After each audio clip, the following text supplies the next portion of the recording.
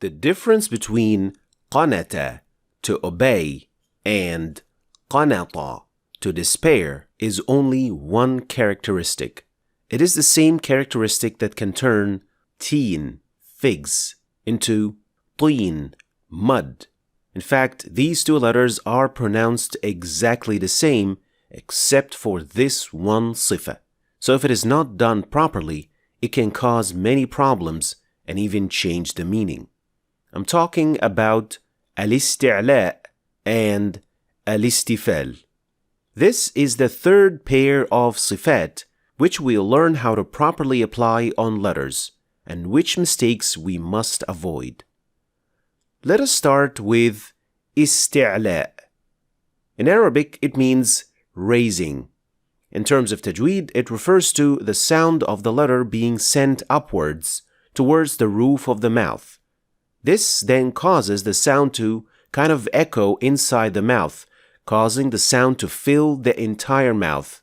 That is why we call them in English full mouth letters or heavy letters. And this happens with these 7 letters. خص, ضغط, قذ.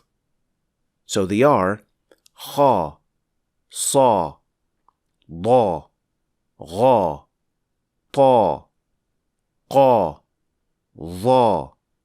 But in practice, how can we really direct the sound upwards so that we can perform the proper action? Well, in practice, this is done by doing 3 things. 1. Raising the back of the tongue. 2. The middle part of the tongue is lowered. 3. The throat is narrowed.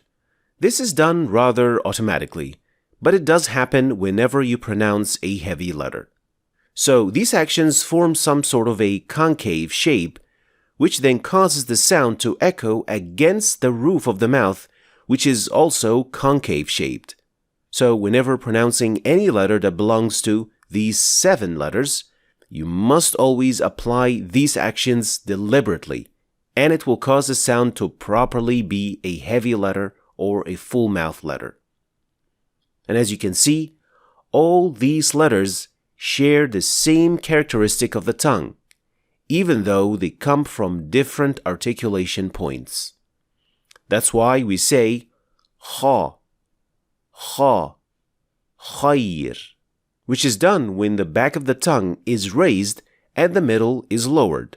If we didn't raise the back of the tongue enough or at all, it will sound like this: kha, kha, khayr. And if we only raise the back of the tongue without the middle part being lowered, which is, in other words, forcing a dhamma on the letter, it will sound like this: kha, kha, khayr, which is an extremely common mistake that adds dhamma to the letter. And even then, the letter will still be not properly pronounced with isti'laa.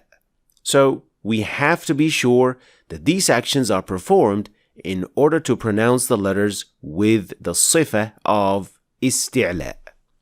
Moving on to the other characteristic, which is al-istifal. And since it is the opposite of isti'laa, istifal means lowering. And in terms of Tajweed, it refers to lowering the sound and directing it to the outside of the mouth.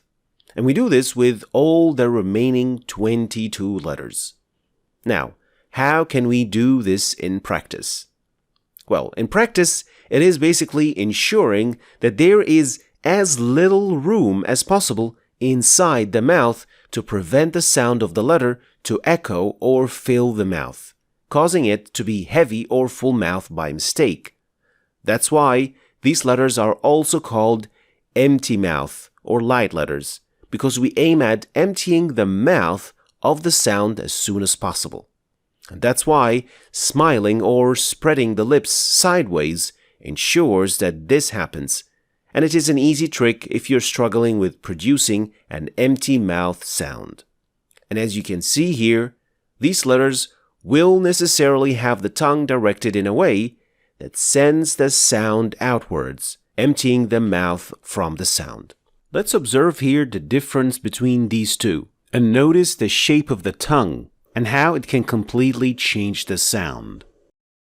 Ta, ta, ta, ta, taraka, taraqa, fatir, fatir. Next, you'll notice here that there are 3 letters that have the blue color. And these are the 3 hybrid letters that can be pronounced with isti'laa or istifal. So we may say a or a, ra or ra, la or la. And the thing that decides whether they should be empty or full mouth is the context where they occur. So if you want to learn more about the rules of these letters, check out these lessons.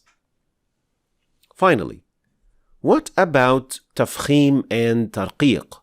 Isn't that the same as isti'laa and istifal? Well, yes and no. Yes, because eventually the letters of isti'laa and istifal are the same letters of tafkhim and tarqiq. They are the same letters. But technically speaking, isti'laa and istifal, they refer to the action itself. And the result of this action is tafkhim and tarqiq. So, raising the back of the tongue, lowering the middle of the tongue, narrowing the throat, all of this is isti'laa. And the cause of these actions is then the letter to have tafkhim. So one causes the other. But in any case, if you refer to a letter as a letter of isti'laa or tafkhim, you'll be basically referring to the same thing. So this was the 3rd pair of sifat that have opposites. There are 2 more of these characteristics, and after that, we'll move to the sifat that have no opposites. If you want to go back to the previous lessons, you will find the playlist for this in the description below. Thanks for watching. If you want to start reading and understanding the Quran in Arabic, then you should start your journey right here. And don't forget to check out my latest book, which goes perfectly with this free course. I'll leave the links for all of them in the description, so check them out. Thanks for watching, and I'll see you next time.